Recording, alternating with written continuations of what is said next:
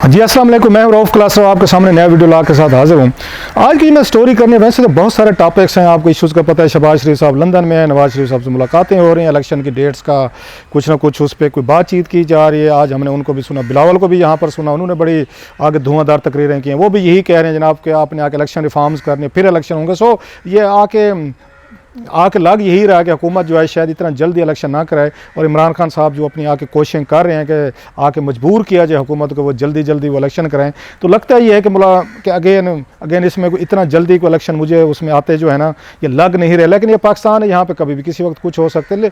आज की जो बड़ी इस पर तो ये बातें होती रहेंगी, बहुत सारी चीज़ें होंगी। लेकिन मरीम नवाज साहबा जो है आज उन्होंने प्रेस टॉक की है, एक बड़ी अहम बात की है उन्होंने, और उनसे सवाल पूछा गया। कल आपने सुना होगा ख्वाजा आसिफ साहब जो हैं, तो उन्होंने आगे जनरल फैज़ के हवाले से बात की थी कि अगर उनका नाम भी आर्मी ने भेजा तो नया जो प्राइम मिनिस्टर होंगे जो मौजूदा बैठे हुए हैं, अगर वहाँ पे कल को नवाज लीग का प्राइम मिनिस्टर नवंबर तक अगर मौजूद हुआ या इलेक्शन के बाद आके इन्हीं के वज़ीर आज़म बना, तो उन्होंने कहा कि हम जनरल फैज़ को भी कंसिडर किया जा सकता है अगर आर्मी अगर नाम उनके भेजेगी चीफ ऑफ आर्मी स्टाफ की, जो उन्होंने मेरा ख्याल इस साल नवंबर में अपॉइंटमेंट्स वगैरह होनी है। तो इस पर उन्होंने जो आके कॉमेंट किया, जो मेरा ख्याल है उनसे हट कर था, उनके ख्वाजा आसिफ साहब की जो लाइन है, और ख्वाजा साहब डिफेंस मिनिस्टर हैं, ये जहन में रखिएगा। और मरीम नवाज साहबा जो है इस वक्त कोई उनके पास ना ऑफिस है, ना ओहदा है, ना कोई पोजीशन है, बल्कि वो जो उनके क्रिटिक्स हैं, जो हकीकत भी है, वो खुद वो ज़मानत में है। लेकिन उन्होंने जो कमेंट किया है वो बड़ा उनका अहम कमेंट है, क्योंकि वो उनकी नवाज शरीफ साहब की साहबजादी हैं, लिहाजा उनकी जो बात है, उनका कमेंट जो है वो नवाज शरीफ साहब से रिलेटेड है, उन्हीं की सोच को वो रिफ्लेक्ट करते हैं। उन्होंने ये कहा कि जो आर्मी चीफ होना चाहिए वो कंट्रोवर्शियल नहीं होना चाहिए, करैक्टर मतलब इंटेग्रिटी, ये आगे इस तरह का जो है ना आर्मी चीफ होना चाहिए, कंट्रोवर्शियल नहीं होना चाहिए। उनका इशारा जो है वो डेफिनेटली जनरल फैज़ की तरफ था। इस वक्त सबसे ज़्यादा जो कंट्रोवर्सी इस वक्त हमें नज़र आ रही है, इसमें पिछले बार अब क्या नज़र आ रही है, 2-1 साल से हम देख रहे हैं कि मुसलसल जो टारगेट का शिकार रहे हैं पीएमएल नवाज़ का, स्पेशली नवाज शरीफ साहब और शहबाज, ये सारी उसमें एक आप उसमें कैसे मरीम नवाज साहबा जो हैं वो सारे का सारा जनरल फैज़ जो है वो उन्हीं को टारगेट करते रहे। जनरल बाजवा साहब को ये इनिशियली किया था, लेकिन फिर उन्होंने जनरल फैज़ पे उन्होंने वो कर रहा था, ज़ीरो इन कर लिया था। सो कल वाली जो बात थी ख्वाजा आसिफ साहब की, आज उन्होंने उनको आगे डिनाई किया, बल्कि अपना उन्होंने एक पर्सपेक्टिव दिया कि किस तरह का पाकिस्तान का चीफ ऑफ आर्मी स्टाफ होना चाहिए, क्योंकि बहुत बड़ी पोजीशन है। वो बिल्कुल ठीक बात है, टेक्निकली या आइडियली वो ठीक बात कह रही हैं, ऐसा ही होना चाहिए। लेकिन सवाल ये है, जब नवाज शरीफ साहब को मौका मिला, एक दफ़ा नहीं, मैं अगर गलत नहीं कह रहा, 4 से ज़्यादा दफ़ा उनको मौका मिला कि वो पाकिस्तान के आगे आर्मी चीफ की अपॉइंटमेंट करें। मेरा ख्याल नवाज शरीफ साहब वह तो उनको डिस्टिंक्शन है कि उन्होंने सबसे ज़्यादा आर्मी चीफ जो है ना उन्होंने अपॉइंट किए हैं। और दूसरी उनको डिस्टिंक्शन ये भी दी जा सकती है कि उन्होंने किसी आर्मी जनरल को उन्होंने एक्सटेंशन नहीं दी थी या नहीं दी। ये सिर्फ 2 प्राइम मिनिस्टर थे जिन्होंने आके उनको एक्सटेंशन दी है, या यूसुफ रज़ा गिलानी साहब थे, उन्होंने जनरल कियानी साहब को दी थी, या इमरान खान साहब हैं उन्होंने दी थी इनको जनरल ये मौजूदा ये बाजवा साहब जो हैं। सो ये 2 प्राइम मिनिस्टर्स हैं रिसेंट हिस्ट्री में। सो नवाज शरीफ साहब के हामी या खुद वो ये कहते रहे हैं जी कि मैं आगे इंस्टीट्यूशन की वो करता हूँ, मैं कदर करता हूँ, बस 3 साल की अपॉइंटमेंट हो या फर्दर जो है ना वो वहाँ पर वो एक्सटेंशन नहीं देते थे। ये उनके चलें, ये उनकी खूबी है, ये माननी चाहिए कि उन्होंने इस मामले में काम नहीं किया। लेकिन उनके क्रिटिक्स ये भी कहेंगे कि जब फंस गए थे, जेल में बैठे थे और यहाँ पे उन्होंने जनरल बाजवा साहब को एक्सटेंशन देनी थी, तो फिर उन्होंने जनरल बाजवा साहब के साथ भी उन्होंने मामला तय वगैरह करके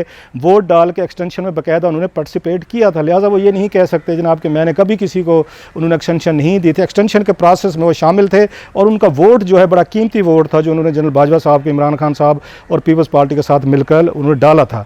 अब सवाल ये है कि जब इनको मिली थी यहाँ पर जो अहम चीज़ है, मेरा ख्याल है आप लोग भी थे जिस पर थोड़ा सा हो सकते क्यूरियस हों कि जब भी नवाज शरीफ साहब को मौका मिला इन्होंने किस तरह के आर्मी चीफ लगाए और इनकी प्रायोरिटीज़ या इनकी क्या ज़्यादा थी कि उसमें आर्मी जनरल में क्या होना चाहिए जिसको ये आर्मी चीफ लगाना चाहते थे, और लगाए भी हैं इन्होंने। तो बड़ी इंटरेस्टिंग एक इसकी रीडिंग या मतलब तारीख सामने आती है कि मियाँ नवाज शरीफ साहब ने सबसे ज़्यादा, क्योंकि आर्मी चीफ इन्होंने लगाया, लिहाजा सबसे ज़्यादा ये बड़े उस पर वो थे, कंसर्न थे कि मैं कोई ऐसा चीफ लगाऊँ जो मेरा वो ज़ाती तौर पर वो लॉयल हो, या मेरा वो ज़ाती तौर पर मेरे साथ उसके रिलेशनशिप कैसे रहेंगे, मेरी हुकूमत महफूज रहेगी, हम महफूज रहेंगे।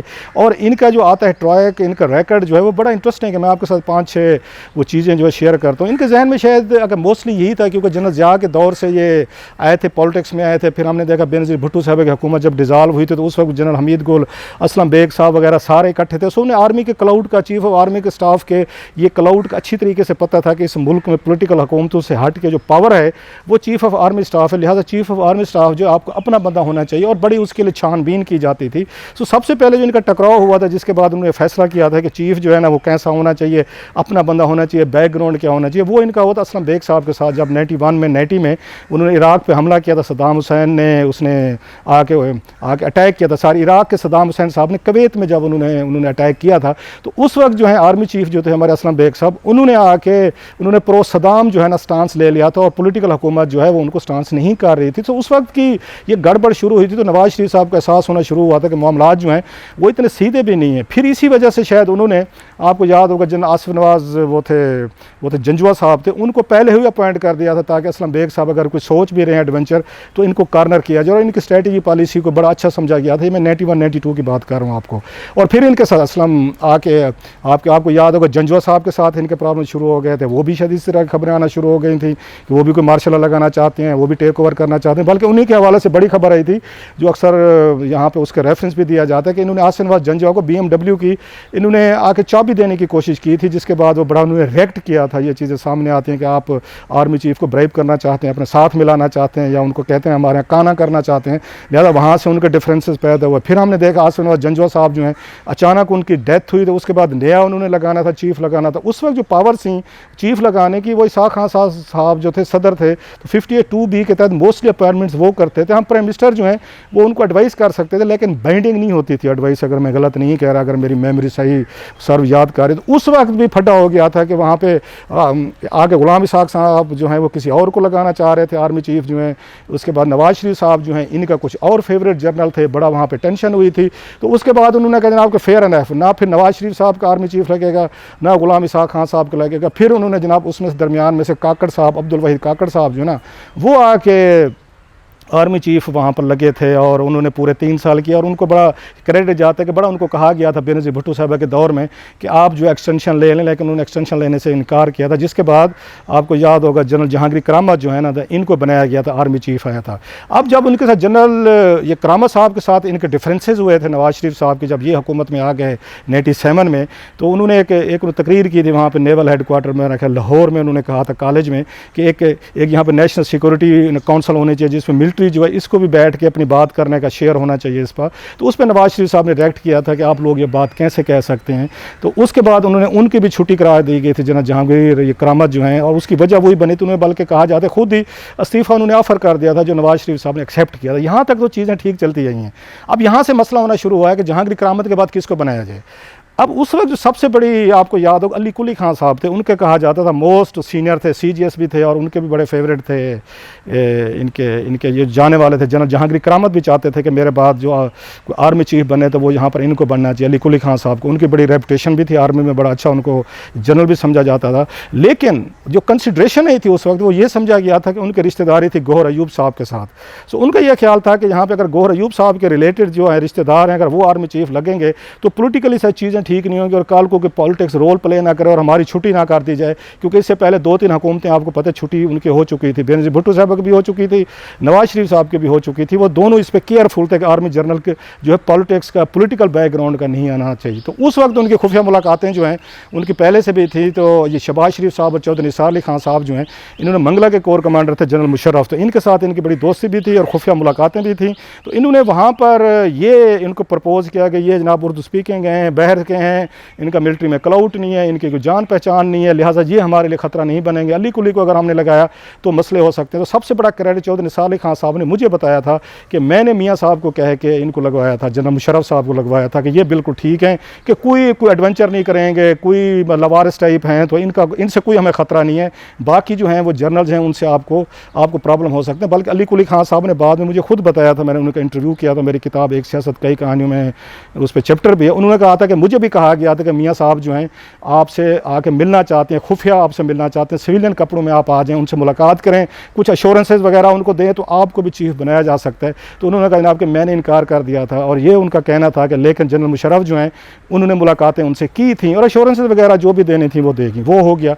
इसके बाद जो सेकंड चीज़ हुई, जब इन्होंने सैक किया था जनरल मुशर्रफ को 12 अक्टूबर 99 को नवाज शरीफ साहब ने, तो फिर हमने देखा कि एक बड़ी इंटरेस्टिंग चीज़ हुई कि जनरल ज़ियाउद्दीन भट्ट जो DGISI साहब थे, उनको इन्होंने आर्मी चीफ लगा दिया कि अब जनरल मुशर्रफ के साथ भी नहीं चल पा रहे, प्रॉब्लम हो गया।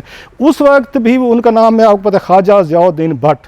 तो वो कश्मीरी भी उनका लिंक बनता था मियाँ साहब के, वो करीब भी हो गए, तो लिहाजा मियाँ साहब की कंसिडरेशन ये थी कि ये अपनी बरादरी के हैं, अपने बंदे हैं, लॉयल रहेंगे, मेरे साथ ही रहेंगे और कोई उस तरह के ख़तरात मुझे नहीं आएंगे जैसे कि यहाँ से जनरल मुशर्रफ से मुझे थ्रेट आ रही है। और इसी वजह से ज़ियाउद्दीन साहब जो हैं वो अपने नाम के साथ बट लिखवाते हुए ज़रा वो होते हेजिटेंट होते थे, ताकि ये लिंक इस्टेब्लिश ना किया जाए कि शायद किसी ज़ात बिरादरी की वजह से या आपको लगाया जा रहा है। अगरचे बहुत सारे लोग कहते हैं कि आर्मी में इतना ज़्यादा डिसिप्लिन है कि इस तरह की चीज़ें जो मैटर नहीं करती, लेकिन क्या करें कि मतलब नवाज शरीफ साहब के साथ भी तो वही आपके मिल गए थे, भट्ट साहब हैं, उन्होंने उनके साथ मिलकर जनाब मुशर्रफ के खिलाफ वो राज़ी हो गए थे कि उनको हटाएं, मुझे लगे वो चीज़ भी होगी, उसके सामने आप हिस्ट्री है। फिर बारी लगी जो बड़ी अपॉइंटमेंट की इन्होंने जनरल रहील साहब की थी इन्होंने, तो रहील साहब के दौर में उनसे आपको याद होगा 3, अगर मैं गलत नहीं कह रहा था, उनसे सीनियर थे और उस वक्त ये कहा जा रहा था उसमें वो जो जनरल थे 2 थे, बल्कि जनरल कियानी जो हैं वो भी चाह रहे थे, वो इनको रहील साहब के हक़ में नहीं थे, वो जनरल राशिद के उसमें हक़ में थे, एक और भी थे, अगेन जो लॉबिंग होती है चल रही होती है। सो इन्होंने मतलब वहाँ से जूनियर उससे उठाया, इन्होंने उसको अफसर को उठाया, और पहले हालांकि मियाँ साहब कहते थे हम सीनियर को लगाएंगे, लेकिन इस मामले में भी फिर वही कहा जाता है कि लॉबिंग हुई, फिर मीटिंग्स हुई, फिर अश्योरेंसेज हुई और ये समझा गया कि he is a fit journal जो हमारे लिए हमारे साथ ठीक रहेंगे। सो मियाँ साहब की उस वक्त प्रायोरिटी जो है वो वही थी, जो से मैंने आपको बताया कि लॉबिंग होनी चाहिए, सिफारिश होनी चाहिए, फिर आपका क्लाउट होना चाहिए, फिर आपकी गारंटर्स होने चाहिए कि आप जो है कुछ ऐसा हुकूमत को तंग नहीं करेंगे। अगरचे डॉन लीज के मसले पर फिर जनरल रहील और नवाज शरीफ साहब की बहुत सारे प्रॉब्लम जो हैं वो सामने है, वो भी आप लोगों ने सामने देख लिए, वो भी उसमें था। फिर हमने देखा कि जनरल बाजवा साहब के अपॉइंटमेंट का टाइम है, तो उस वक्त भी यही मेन चीज़ें, बहुत सारे लोग हैं जो अभी क्रेडिट भी लेते हैं, वो कहते भी हैं, मुलाकातों का भी कहते हैं, कुछ और भी बाजवा साहब के रिलेटेड उसमें दोस्त थे, रिश्तेदार थे, दरमियान में बहुत सारे ये लोग थे, क्योंकि मियाँ साहब इस दफ़ा बड़े इंतहाई केयरफुल थे कि 2016 में कि अब अगर आपकी दफ़ा ऐसा तजर्बा मैंने नहीं करना है कि ऐसा जर्नल आ जाए जो वो आके मेरे लिए प्रॉब्लम पैदा करे, मुशर्रफ साहब की तरह या फिर अगर जनरल रहील साहब की तरह डॉन लीग्स का प्रॉब्लम हो जाए, या माजी में जो उनको तजर्बे थे। सो आपकी दफ़ा बड़ा परख के बहुत सारे ये लोग हैं, ज़ुबैर साहब का कहा जाता है, वो उनके बैचमेट थे या कॉलेज में दोस्त थे, आपको पता है। फिर ये कि शेख रशीद साहब बड़ा कहते हैं जी मेरे साथ बाजवा साहब कॉलेज में थे, और भी कुछ लोग हैं, कुछ जर्नलिस्ट हमारे 1-2 दोस्त हैं, उन्होंने भी कहा कि हमने भी रोल प्ले किया और ये सोचा समझा गया कि ये डेमोक्रेटिक ये जर्नल हैं। धरने के दिनों में उन्होंने मियाँ साहब को सपोर्ट दी थी, मीन्स है जो मीटिंग्स होती थी, तो बाजवा साहब का पॉइंट ऑफ व्यू जो है प्रो डेमोक्रेसी था। सो उनको पिक किया गया, अगेन गारंटियाँ लेके कि ये हमारे लिए ठीक रहेंगे, वो ठीक है भी आपने उनको लेकर आए।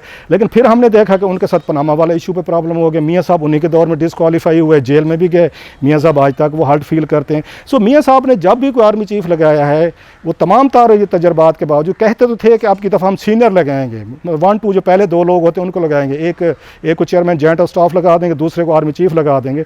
लेकिन उन्होंने जो भी अपॉइंटमेंट्स किए हैं, उन्होंने चौथे नंबर से जनरल्स उठाए हैं, उन्हीं को उन्होंने आके आर्मी चीफ जो है उन्होंने लगाए, चौथे या तीसरे नंबर से लेकर आए हैं। सो सीनियरिटी का कंसेप्ट उन्होंने वहाँ पे भी वैलिडेट किया। लेकिन कहा जाता था कि प्राइम मिनिस्टर की पावर्स हैं, तमाम जर्नल जो होते हैं बराबर के होते हैं, एक जैसी कम्पिटेंसी होती है, एक जैसी ट्रेनिंग होती है, सो इसमें कोई हर्ज नहीं है। सो मियाँ साहब ने जितने भी आर्मी जनरल्स लगाए हैं, ये इसमें कोई शक नहीं है कि उसमें लॉबिंग शामिल थी, उसमें सिफारिशें शामिल थी, उसमें गारंटीज शामिल थी, उसमें यह था कि अपना बंदा लगाना है और ऐसा जर्नल ना आए जो मेरे लिए प्रॉब्लम पैदा करे। सो अब जब मरियम साहबा ये कह रही हैं कि जनाब कि नहीं ऐसा बंदा आना चाहिए, जर्नल आना चाहिए जो कंट्रोवर्शियल ना हो, इंटेग्रिटी के मसले हों, कहने की तो बातें ठीक हैं, लेकिन मुझे अभी भी शक है कि अगर ये नवंबर में इनको अपॉइंटमेंट का मौका मिला तो मियाँ साहब जो हैं माजी में भी इसी तरह के अपॉइंटमेंट्स करते रहे, अब की दफ़ा भी उन्हें यही कोशिश होगी कि कोई मुलाकातें की जाएँ, कोई लॉबिंग होनी चाहिए, कोई सिफारिश होनी चाहिए, कोई गारंटीज़ होनी चाहिए। बेस्ट तरीका वही है जो वहाँ पे ख्वाजा आसिफ साहब ने कहा था कि एक दफ़ा जैसे सुप्रीम कोर्ट ऑफ पाकिस्तान में तय कर दिया गया है कि जो मोस्ट सीनियर है उसको आर्मी चीफ अगेन उसको चीफ जस्टिस लगा दिया जाता है। हमें आज भी पता है कि 2028 में चीफ जस्टिस कौन होगा। सो बेहतर नहीं है कि आर्मी में भी यही असूल दे दिया जाएगा, रादर दैन तीसरे चौथे से उठाने की बजाय जो मोस्ट सीनियर है उनको देने जाए, ताकि जो अनसर्टेनिटी है यहाँ पर लॉबिंग है या कुछ फेवरेटिज्म है, जो इस तरह की चीज़ें हैं ये ख़त्म होनी चाहिए। और पाकिस्तान में जब भी अपॉइंटमेंट होने लगती है आर्मी चीफ की तो बहुत सारा क्राइसिस पैदा हो जाते हैं, वो क्राइसिस जो है ना उसको ख़त्म होना चाहिए। बहरहाल ये देखते हैं नवंबर में इनकी प्रायोरिटीज़ क्या होती हैं, अगर ये रहते हैं नवंबर तक, क्या वाकई की नॉन कंट्रोवर्शियल इंटेग्रिटी वाला जो वो कह रहे हैं उसी तरह का लगाएंगे, या ये रिवायत जो है कि अगर शरीफ फैमिली जब भी आती है तो बहुत सारी मतलब गए उसके बाद लॉबिंग और उसके बाद तल्लुकात के बाद गारंटीज़ के बाद ही किसी को आर्मी चीफ लगाते। Let's see.